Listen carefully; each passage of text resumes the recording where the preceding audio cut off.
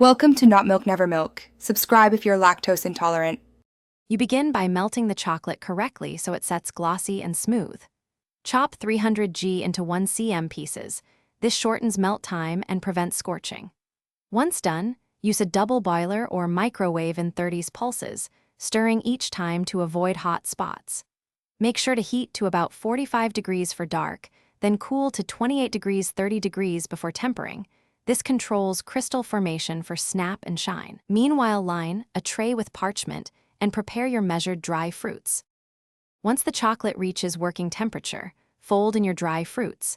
I recommend 120 g total, almonds, pistachios, and raisins, with larger nuts chopped so they distribute evenly. You add them when the chocolate is fluid to ensure every piece is fully coated. This is how the texture becomes consistent. Make sure to temper by cooling, then reheating to about 31 degrees for dark chocolate to lock in the correct cocoa butter crystals. Stir gently. You now portion the chocolate into molds or spread it evenly on the line tray. Tap each mold so trapped air rises and the surface smooths. Once filled, chill at 16 degrees 18 degrees for 20-30 minutes until the pieces are firm to the touch. Unmold carefully to preserve shine. If the finish is dull or you see white streaks, that's bloom. Reheat gently, retemper, and remold to restore snap and gloss. Store in a cool, dry place for best texture.